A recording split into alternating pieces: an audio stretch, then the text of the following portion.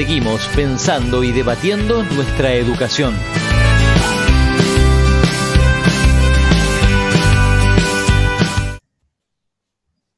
Estamos en comunicación con Daniel Reynoso, secretario académico de la Universidad Nacional de Mar del Plata. ¿Cómo estás, Daniel? Buen día. ¿Qué tal, Adrián? ¿Cómo te va? Bien, la verdad un gusto poder hablar y dialogar con el secretario académico de la universidad. Justamente estamos en la semana de la reforma universitaria, la conmemoración de los 102 años de aquella eh, manifestación por parte de los estudiantes y algunos docentes universitarios de la Universidad de Córdoba y que marcó la historia del sistema universitario, no solamente en Argentina, sino también en el mundo. Exactamente. Y obviamente que como nosotros somos de historia, siempre vemos estas cuestiones atadas a, bueno, causas, consecuencias, donde a nivel nacional pesaba mucho el tema de la reforma electoral que había permitido a Hipólito Yrigoyen llegar al gobierno nacional, donde a nivel internacional pesaban las consecuencias de la Primera Guerra Mundial, la Revolución Rusa y también, digamos, la conflictividad social que atravesaba post Primera Revolución Mundial el contexto de, digamos, toda América Latina, ¿no? En ese contexto que vos nos marcás, y 100 años después, 102 años después, una universidad que no está cerrada, como reclamaban en aquel momento los reformistas, abrir la universidad para todas las clases sociales, pero en este contexto abierta de una manera muy particular. ¿Cómo encaminan desde la universidad este tratamiento de la continuidad pedagógica en las unidades académicas, las 9 unidades académicas, la Escuela Superior de Medicina y el Colegio Nacional Arturo Illia, respecto de las instalaciones, la cuestión de las clases virtuales, los campus, el acompañamiento por parte del SEAD? Bueno, ¿qué panorama nos podés dar de todo esto que te anuncio? Bueno, primero y principal, nosotros siempre nos manejamos con este criterio de edificios cerrados, aulas abiertas, ¿no? Lo cual implicó que un proceso que nosotros veníamos evaluando que iba a llevar algunos años, que era incorporar la virtualidad en lo que tenía que ver con nuestras prácticas docentes, se hizo en 15 días, ¿no? Con los impactos que esto tuvo, con respecto a docentes que salieron, ¿no?, a ponerle en cierta forma el cuerpo a esta situación. Te diría que casi en un 90% de los casos se ha continuado con, con el dictado de las asignaturas, obviamente con aquello que podemos, esto es aquello que requiere de instalaciones de laboratorios, aquello que requiere de grandes equipos, aquello que requiere de una práctica personalizada, una institución de salud, no lo podemos hacer, no lo estamos haciendo, pero sí estamos generando las condiciones para extender el cuatrimestre para que esto sí se pueda hacer ya pasado, digamos, lo que sería julio, agosto, y podamos cerrar esta situación. Si uno va a los números de lo que representó esto, te diría son dos números que tienen una dimensión enorme, ¿no? Porque nosotros pasamos de 100 aulas virtuales a más de 1.600 y pasamos de alrededor de 1.000 estudiantes que se logueaban a 53.000. O sea, esa es la proporción en que nuestra universidad aceptó la modalidad y la virtualidad, superando muchos de los problemas que ya existían. O sea, esta cuestión de la brecha digital lo único que hizo fue poner arriba del tapete la cuestión de las amplias diferencias sociales que tenemos entre nuestros propios estudiantes, no solamente a nivel de grado o pregrado, sino también en el Colegio Islia, ¿no? Donde también las autoridades, los graduados, el centro de estudiantes salieron a ver qué es lo que podemos ayudar, ¿no? Porque la ayuda no es única, no solamente son los paquetes de datos. En algún caso necesitamos una beca de transporte porque Hay casos de chicos que vienen desde Camet Norte hasta la estación de servicio de Constitución y La Costa para poder tener señal, para poder tener wifi, y requieren obviamente la beca de transporte. Había algunos estudiantes que necesitaban de un equipo, ya sea un celular viejo o de una computadora para poder realizar sus tareas. Se han rendido exámenes, ¿no? Algo que las carreras a distancia que nosotros dábamos tradicionalmente no estaba previsto en la virtualidad, sino que se cursaba en virtualidad y se rendía presencialmente. Bueno, hemos dado ese salto también, ¿no? Lo cual a nosotros nos deja en una situación de pensar cuánto de la virtualidad va a quedar instalado definitivamente en nuestras prácticas, y creo que va a ser mucho, con algunas cosas que son fantásticas, que es poder estar con algún profesional de otra universidad de Argentina, con otro profesional de América Latina, con otro profesional de Europa simultáneamente discutiendo un texto, debatiendo sobre algún tema, y me parece que esto quedó incorporado, ¿no? Y son las cosas que nos van a quedar en un segundo cuatrimestre y un principio del 2021, al cual vemos con una presencialidad acompañando la virtualidad. Esto es, creo que vamos a seguir en un esquema virtual, pero con acompañamiento de presencialidad muy moderada, muy morigerada, y obviamente con las limitaciones que nos va a imponer el distanciamiento social, ¿no? Perdón que quiera repasar una sola parte de todo lo que dijiste, no porque todo lo demás no sea importante, sino pero una que me llamó la atención, vos decís 53.000 estudiantes que se loguearon, es decir, que ingresaron a las No, distintas aulas virtuales. No.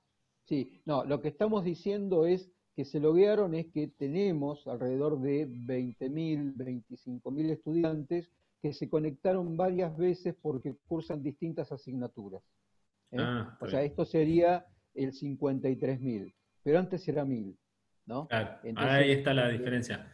Porque la esa pregunta es directa la, era si había aumentado tanto la matrícula de estudiantes en la universidad. eh, aumentó casi un 20% la inscripción con respecto al año anterior, pero eso no quiere decir que tengamos, ¿no?, en las aulas virtuales la misma proporción, ¿no?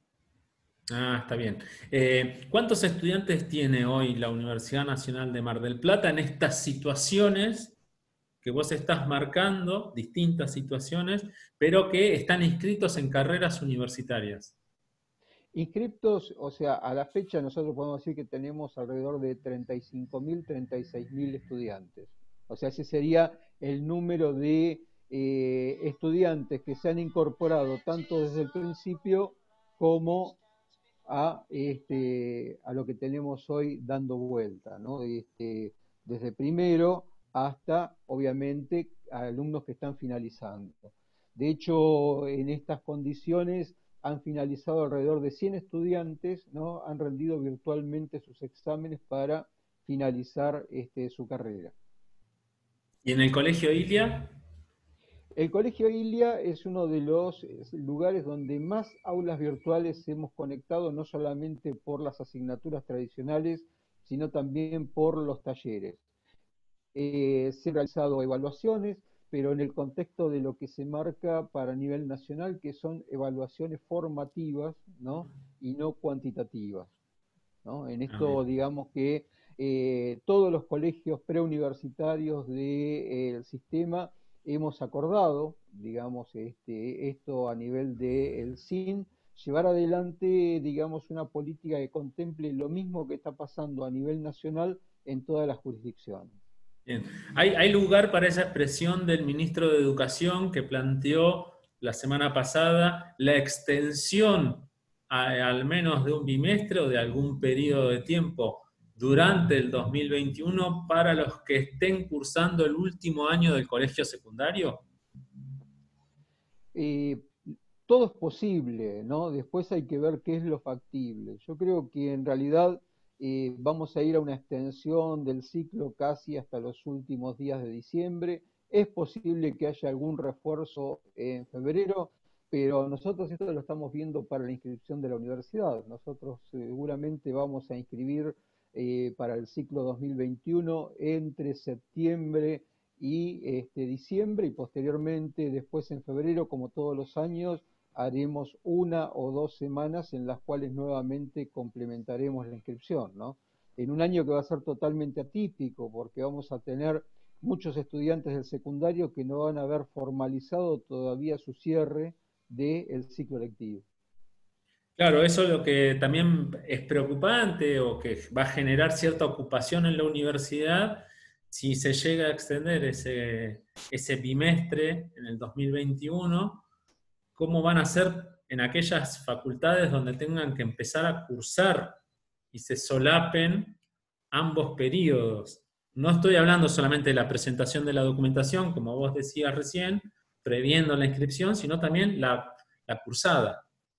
Sí, yo creo que la documentación va a ser el menor de todos los problemas, ¿no? Claro. Lo que vamos a tener es un solapamiento de los dos sistemas, ¿no? En el cual obviamente todos vamos a tener que hacer un esfuerzo muy grande porque todos tenemos que contemplar que no ha sido un año que se ha desarrollado en términos comunes. En esto, ¿qué quiero decir? La universidad va a tener que comprender que hay algunos contenidos que va a tener que reforzar en el principio de sus acciones, y también le va a pasar lo mismo al colegio secundario con aquellos estudiantes que provengan del sistema primario. Digamos, esto es una cadena en la cual todos tenemos que comprender tarde o temprano que somos un solo sistema educativo, ¿no? Sí, todo esto lo estamos diciendo previendo de que en el 2021 no vamos a tener ningún tipo de pandemia Bueno, y no va a modificarse ningún tipo de calendario producto de la pandemia, como ha sucedido en el 2020. Pero bueno, en esta idealización que tenemos de nuestro futuro cercano, pensemos de que se termina la pandemia este año o en breve y retomamos a las clases.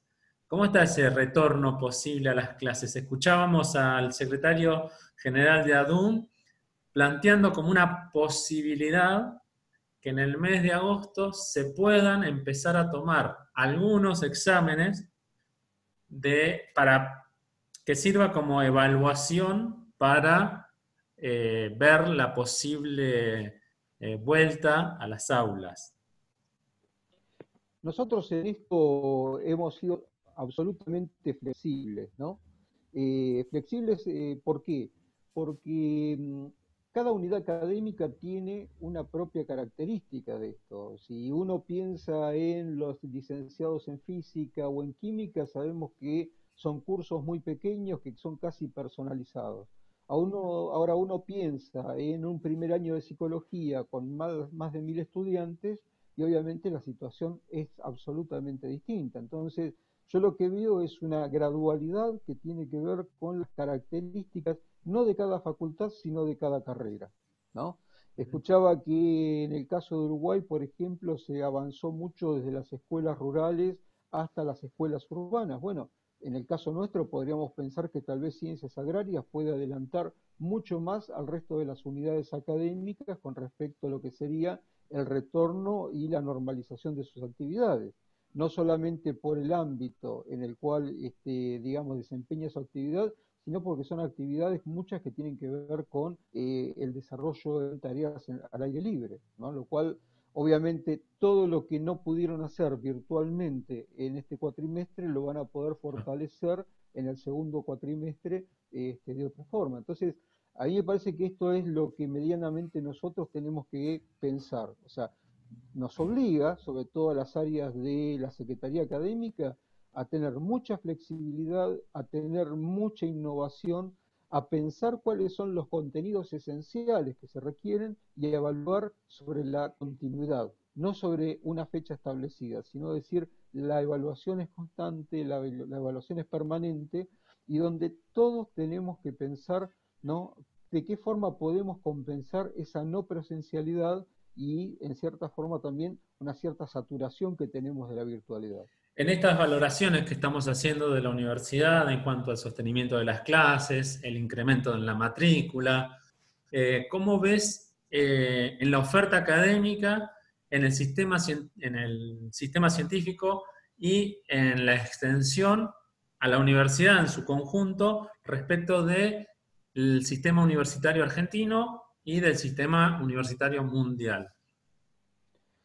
Bueno, yo creo que como todos los sistemas son absolutamente dinámicos, que tienen que perfeccionarse y que tendríamos que tener tal vez marcar una tendencia, ¿no? Y la tendencia es, y lo han mostrado los impactos que ha tenido, cómo ha crecido nuestra matrícula, tal vez arrancar por carreras más cortas y que tengan mucha vinculación con el mercado de trabajo. Con un mercado de trabajo que obviamente en este contexto de pandemia y la consecuente, digamos, crisis económica lo que va a llevar, la educación va a tener que tener un rol determinante en esto. Me parece que la educación es una de las llaves con las cuales vamos a tratar de superar más rápidamente no solamente la pandemia, sino también la crisis económica.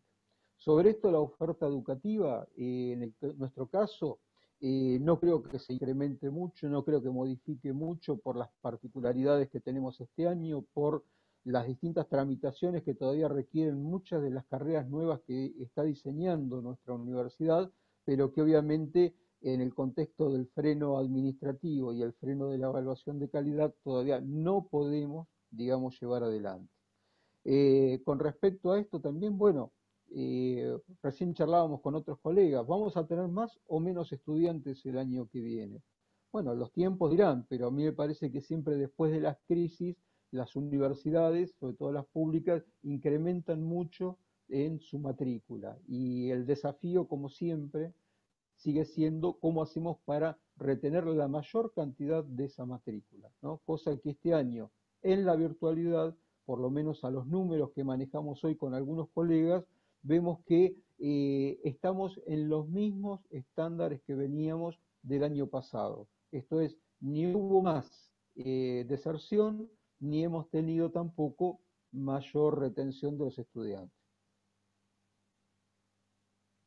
Y en el escenario mundial, ¿cómo podrías ubicar a nuestra universidad? Ha surgido hace muy poco un ranking que evalúa a los sistemas universitarios y a las universidades en particular. ¿Cómo la encuentra en esa foto a la Universidad Nacional de Mar del Plata y qué tenés para decir? Bueno, nosotros en el sistema público, los secretarios académicos, cuando nos reunimos, ¿no? Tenemos algunas frases de manual, ¿no? Que decimos nosotros. Una es, no trabajamos para los rankings, ¿no? Y en cierta forma esto tiene que ver con pensar para qué se hace ese ranking. O sea, ese ranking a nivel internacional se hace para que los estudiantes que quieren entrar en programas de internacionalización tengan en cierta forma una referencia, un mapa de los lugares a los cuales pueden ir. Nosotros eso lo estamos usando para otra cosa, lo estamos usando para ver qué tan buenos o qué tan malos somos. Entonces, cuando hacemos un análisis de ese ranking y sabemos cómo está confeccionado y para qué, obviamente ahí pesa mucho la opinión, no solamente de lo que es la reputación académica, que es un 40%, sino también la reputación que adquieren los graduados de cada universidad cuando van a trabajar a las empresas. ¿Y esto cómo lo miden? Bueno, lo miden a través de encuestas que son enviadas a las empresas y las empresas responden diciendo, obviamente, qué opinan de esto. Acá es donde tenemos problemas las universidades del sistema latinoamericano. ¿Por qué? Porque no tenemos una cultura empresaria de responder y vincularse con las universidades y hay muchos casos en los cuales no tenemos respuestas. Entonces vos tenés, ¿no? Que en el caso nuestro tenemos que las privadas del sistema nacional tienen un nivel de respuesta mucho más alto en las empresas que lo que son las públicas.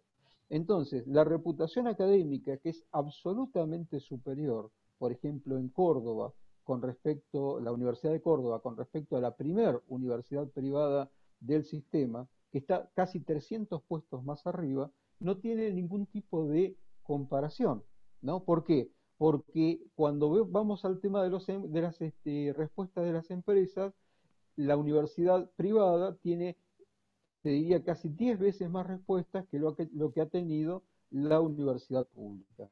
Aparte de esto, hay una asociación, obviamente, que tiene que ver por qué las universidades privadas quieren posicionarse en ese ranking, con respecto a lo que es vincular sus tweets o sus páginas de Facebook con las páginas de estos rankings. Entonces esto automáticamente genera una cierta empatía y obviamente una mejora en los posicionamientos que tienen que ver con estas cuestiones. Pero son características que en esto, cuando vos analizás y vos ves las primeras 100 universidades de este ranking, solamente hay 2 del sistema latinoamericano. Y una está en el puesto 66 y la otra está en el puesto 100. O sea que casi nos quedamos con una sola, ¿no? Que fue la UBA, que alcanzó ese lugar. Ahora, cuando vamos a las siguientes 100, esto es cuando vamos del 1 al 200, se incorporan 2 más. Y cuando vamos del 1 al 300, 3 más. O sea, que cuando llegamos del 1 al 500, ¿no? Estamos con casi 9 universidades. Y cuando vamos del 1 al 1000, es cuando aparecen 100 universidades del sistema latinoamericano. ¿Esto por qué? Porque corremos con mucha desventaja contra el sistema asiático, contra el sistema europeo y contra el sistema norteamericano, ¿no? Que tienen, sobre todo, un factor que es el que es ponderado también casi tanto como la reputación académica y casi como la vinculación de la reputación empresarial, que es la internacionalización de sus docentes. Esto es, los docentes que visitan, que dan cursos, que en algunos casos superan el 60% en las universidades, y esto las mejora en el ranking. Ajá. Entonces, estamos midiendo, ¿no?, cuestiones en las cuales tradiciones, nosotros estamos en un posicionamiento totalmente distinto. Por eso, como decimos, es muy bueno ver que a veces en algún tipo de ranking estamos bien, pero cuando nos va mal, pensemos por qué, y en realidad tiene que ver con cuestiones que nosotros no podemos, ¿no?, ni tenemos que trabajar para mejorar, ¿no? Podríamos poner, por ejemplo, alguna vinculación que tenga que ver con hacer más propaganda en estos links, pero si nosotros vamos a utilizar el poco presupuesto que tenemos para hacer esta difusión, me parece que nos estamos equivocando de camino. Nosotros hoy tenemos que incorporar o tratar de retener mayor cantidad de estudiantes que, digamos, pensar en cómo nos posicionamos en los rankings, ¿no?